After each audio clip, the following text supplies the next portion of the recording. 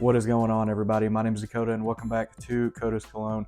Today we're going to be talking about and reviewing winter fragrances that are just going to be easy to reach for. These fragrances, some of them is going to be a little more mass appealing, some of them is going to be a little more standoffish, but nonetheless, these are going to be some of the fragrances that I have reached for so far throughout this winter. And without any further ado, let's get into it.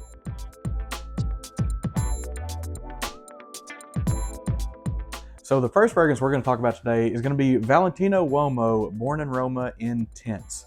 So this fragrance just makes it incredibly easy to reach for because it has a really creamy vanilla aspect to it. It's got a lot of floralness to it. And this fragrance has such a deep richness that it should be an easy grab for pretty much anybody. Like I said, there's not a whole lot that goes into this fragrance. This fragrance is a little bit linear. It is pretty straightforward. Like I said, you just get a lot of vanilla, you get a lot of floral, but the vanilla note they used in this is such like a lifelike creamy vanilla paired with florals that it just makes it really hard not to reach for. On top of that, the longevity you get out of this fragrance is monstrous, at least on my skin. This is one of those fragrances where I get all day and most of all night performance out of. And if you're someone who likes wearing a harder hitting floral fragrance, one that's a little thicker, that's a little heavier for the wintertime, this one might be one you should try. This has a beautiful lavender note in it that gives it almost like a touch of iris. It has some remnants of the original Uomo Valentino, but for the most part, to me, this one is a little creamier, it's a little smoother, it's a little more complete. And for me, just the scent profile is just a little bit better. And one of the things that I like that they did with this is this has a vetiver note down in the base of it. Now, that vetiver gives it a little bit of a warmth, but it also gives it just a little bit of a change when it does get all the way into that deepest dry down. And just that's one thing that I feel like helps this fragrance just can be a well-rounded, complete fragrance that should be an easy reach in the winter. That's exactly what it is for me. And again, that's going to be Valentino's Uomo Born in Roma Intense. Alrighty, so sticking with an intense, this next one is going to be Dior Homme Intense, actually. This fragrance right here is a borderline masterpiece, in my opinion. This is one of the most complete fragrances that Dior's ever made. This one, you get a heavy dose of just iris. You get a really heavy dose of some sweets, some vetivers, some vanillas. But I will warn you, if you are not a lover of iris, if you're not a lover of just a heavy, hard-hitting, powerful, lipsticky, sweet fragrance, this one might not be for you. Now, there is a trick to this one. So on the skin, like when you get real close to it, that's whenever you do get a lot of that overwhelming iris, and that's where the name intense really comes out to shine because it's very intense. But just a few inches off your skin, when this fragrance gets into the air, that is where the magic is for this fragrance. This fragrance as a sillage, as a scent trail, is phenomenal. Something about the way the sweetness just flies through the air paired with everything that's in this is absolutely amazing. And much like the Valentino on this list, this thing has monstrous performance. This is an all day and all night fragrance. This is going to be one of those where a little goes a long way because this fragrance is very thick. It's very heavy. Now, it is soft on the senses, so it's not going to be so aggressive that it's going to be harsh to some people. To me, it's one of them where it has like an airiness while being an incredibly heavy fragrance. And that's kind of one of the things that I love about it is the way the blend of it was done, the way the fragrance almost like matures on your skin as it goes through the dry down, to me is just awesome. So that's going to be the next step on the list. That's going to be Dior Homme Intense. Alrighty, so third on the list is going to be an Elixir because you know you can't have a list without an Elixir now. And that is actually going to be a 1 million Elixir. To me, this is the best 1 million fragrance that they have produced to date. This is the most completed fragrance to me. And one of the things I love about this fragrance is simply complex, if that makes sense. So you don't get a whole lot of change on this fragrance. It doesn't have a lot of crazy stuff that feel like that went into this. The most thing you get out of this is you get a beautiful fruitiness, you get an awesome sweetness, but you also get some floral. So the main thing that you'll take away from this in the deepest part of the dry down is it has a rose abstract to it. And unlike being really bitter like in some of other fragrances that use rose, this one is very, very smooth. Like I said, this is probably the most complete fragrance in their whole collection. And one of the things that I like about it is something that's been more brought on lately than previous, but one thing I'm really starting to love is deep, rich floral fragrances that have sweetness, that have fruitiness, that just have something else to add with it during the winter months. I'm starting to really like hard-hitting floral-based fragrances when it's really cold outside. It could be that my skin's changing a little bit. It could just be that my profile's changing a little bit. But used to, I wasn't the biggest fan of them, but I'm slowly coming around on them. For this fragrance to be as quality as it smells, to be as well-rounded as it smells, like I said, there's not really a whole lot into it. When you get into the deepest parts of the dry down, you get a tiny wood note, You get a little bit of a rose, you get a little bit of fruitiness, you get a little sweetness, and the blend of it makes it so smooth. That's one of the things I like about this fragrance. It is incredibly smooth. There's no harshness to this at all. So that's part of the reason why this is such an easy reach for me during the winter, is because I want a hard-hitting fragrance that's going to be smooth, that's going to be kind of relaxing. Now, I do like some of them that are a little harsh. That's one's a little ticky-tack. For the most part, I like them to be just creamy smooth, and that's exactly what this is. And again, this one is going to be a 1 million Elixir. Alrighty, so next up on the list is actually going to be Sphinx Citron Tabac Vanille. So I said that with the last fragrance that I like them to be creamy smooth, and I don't really like a lot of harsh fragrances. This one is an exception. This fragrance can be a little harsh on some people. This has a beautiful tobacco note, but what also this has is a very heavy incense note. And what that does is that can create a little bit of a sharpness to the fragrance. It makes the fragrance, to me, smell incredibly heavy, but I love it. It's one of those fragrances that even though it's going to be heavy, even though that it's going to be a little bit of a hard wear, it smells absolutely amazing. Now, there is a lot going on in this one. One of the things that made me nervous when I first got this fragrance was when you see the note breakdown and they're just listed out like crazy. Sometimes there is some fragrances where it just has too much going on and the fragrance never really settles down. Luckily for us, this fragrance does. Now, the first few minutes you wear this is an intense fragrance. It does get very loud. A lot of that tobacco, a lot of the citrus, a lot of the incense and stuff that goes into this can be a little harsh on the senses, but after that few minute dry down time, this thing gets really good. So this one is an easy reach in the winter because this is a monster performer, especially when it's cold. The colder, the better when it comes to this one. And as if you watch the channel long enough, you know that I love tobacco-based fragrances.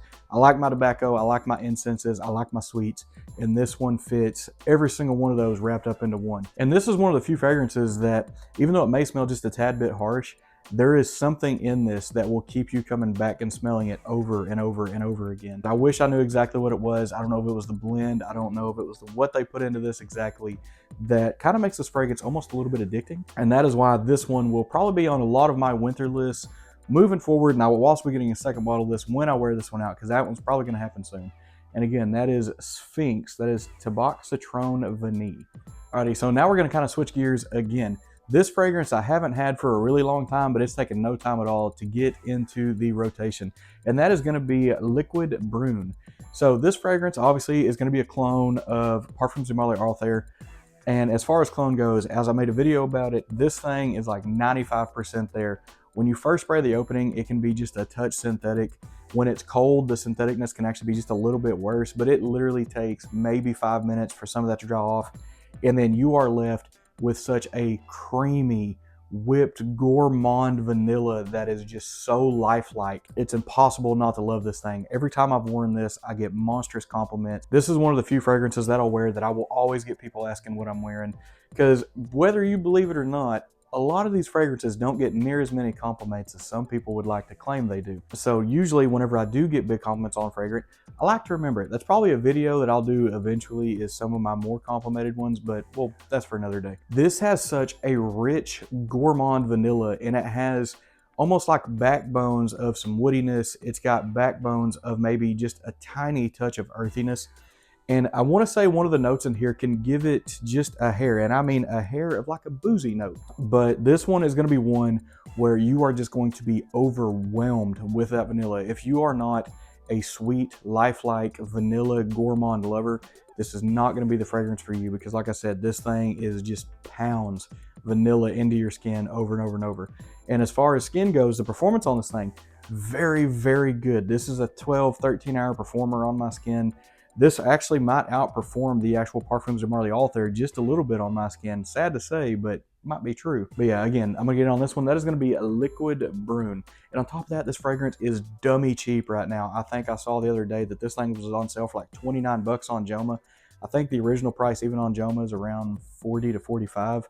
I don't know if it was a Christmas sale, or I don't know if it was an after holiday sale or what, but if it's there, this one will be linked in the description.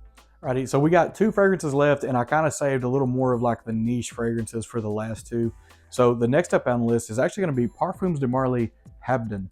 So this is a fragrance that I won in a raffle. It's one that I never really would have bought myself, just kind of given how the note breakdowns and how some people say that this fragrance can be perceived on the nose. I am so happy I wound up with this fragrance. So one of the things that I love the most about this fragrance is it has such a nice ambery caramel note to it. So this fragrance has a sweetness to it, but it's not like your typical vanilla, sugary, or anything like that. It has a toffee sweet that kind of pulls away from like your traditional sugary type of sweet. To me, this one almost smells, it's almost like a slightly burnt caramel, maybe, but it's done up well enough to where it still smells absolutely amazing. And I know that's kind of weird to hear someone say like a burnt caramel could smell amazing, but it does. Some of the amberiness that goes into this, how warm this fragrance can be, and nothing about this fragrance is overwhelming. Like, it's warm, but it's not overwhelming. It's sweet. It's not done too hard. Like, everything about this is just very smooth. There's a lot of subtleness that goes into this fragrance. And that's kind of the thing that trips you up about the most, because this fragrance is one of the more unique smelling fragrances, definitely on this list, but it is one of the more unique smelling ones that I have even in my collection. And this is Reach that I only pretty much wear in winter. It's kind of, this one is definitely one that would be way too hard to wear like in the summer. Whenever this fragrance gets hot, it does not do well at all. So there's really only a couple months out of the year that I feel like I can wear this. And luckily, we're in those seasons now. Another thing about this that is just absolutely amazing, for this having some of the caramelly, ambery kind of vibe to it, sometimes when you see fragrances with like toffee, caramel, myrrh, stuff like that, they can come across very synthetic. This one doesn't do that. It stays very natural. And on top of that, the performance on this thing is monstrous, so that's good as well. Most of the fragrances on this list are going to be big performers, so that's always a plus. But yeah, this is one of them that when I do get the availability to wear this, I love to wear it because, like I said, the option and availability to when I would get to wear this is limited pretty much to winter. But again, this one is going to be a Parfums de Marley Haben. And this is a little bit of a harder fragrance to get from Parfums de Marley. A lot of stores I've noticed don't really carry this one anymore. Pretty much I'm thinking now, other than maybe ordering it directly from them, fragrance groups is probably going to be the way to get this one, if this is one you wanted to get your hands on. All right, so the last fragrance on this list is going to be Scent of Woods Oak in Bourbon. So this fragrance is a little bit of a toss-up for me. This is one that I put on this list only because pretty much the only time I feel like I can wear this is during winter. This fragrance, for being called Oak and Bourbon, pretty much has no bourbon. This is an incredibly wood-based fragrance. But what you're gonna have paired with a lot of that wood base is gonna be a little bit of lavender, you're gonna have a little bit of amber, its fragrance is gonna have a little bit of warmth. But like I said, the most thing that you're gonna get out of this is a very woody dominating fragrance. And to me, that's kind of why I lead to where I can really only wear it in, say, this time of year, is because a lot of times real thick woody type fragrances don't do well in heat. So spring and summer, especially when where I live, is kind of out of the window, and honestly for the most of fall, because down here in Oklahoma where I live, you pretty much go from cold to hot. There's a very small window where there's a middle ground, and so that's why some of these fragrances are kind of pushed around the way they are. But one of the things that I almost love and hate about this fragrance is if you smell this fragrance on the nose, if you smell your fragrance on the skin, it's going to have a little bit of a synthetic wood note to it. And whenever you first smell it on your skin, the wood notes are going to be overwhelming. But when the fragrance gets in the air, where the magic kind of happens, a little bit of a sweetness comes out, a little bit of a floral comes out, the wood tones really kind of die down a little bit, and the quality blend that ends up coming off of your skin while this thing is in the air is absolutely amazing. I don't know how they did it, I don't know why they did it, but the way that they were able to get a change, not in dry down, but a change from skin to in air, is absolutely insane. Because like I said, this don't even smell like the same fragrance when it's in the air. That's why I was a little bit hard pressed to put this on the list. That's kind of why this one went last, is because I wasn't really for sure if I wanted to or not. But if you're someone who likes a woody, fougere, kind of soft style of fragrance that still has enough backbone to do very well in the winter, this one's going to be right up your alley. Honestly, to me, what this kind of smells like when it gets in the air is a niche version of Dior Homme 2020. To me, these two fragrances do smell not exact, but they do smell similar enough to where you kind of can draw a comparison there, except this one smells a little bit more natural. The performance on this one is just a touch better, and the change in this one, like I said, from skin to air is absolutely insane. Because when you put on the Dior Homme 2020, it doesn't really change. From what you get under your skin is what you get in the air. This thing, for some reason, has that monstrous change, but that's part of the reason why I kind of like it. I like fragrances that can do weird stuff. I like fragrances that have big changes on dry down, that changes on skin, that can change chemistries a little bit. So that's why this one got tossed on the list. And again, this one is going to be Scent of Woods. It's going to be Oak and Bourbon. Alrighty, so that is going to wrap up a lot of the fragrances that I've been wearing this winter. Those are the fragrances that I've kind of reached for. There's obviously been other fragrances. It's just I can't go over all of them because we'd end up being here all day. But yeah, those are ones that to me kind of draw my attention a little bit. I kind of end up wearing just a little bit more, either because they're unique or they're different or they just smell amazing and last all day. But yeah, so that is going to get today's videos wrapped up. As always, thank you everyone for watching. Thank you everyone for subscribing, for sticking around, staying tuned, watching the videos, listening to me yap about how stuff smells. I truly appreciate it. And as always, we will see you next time.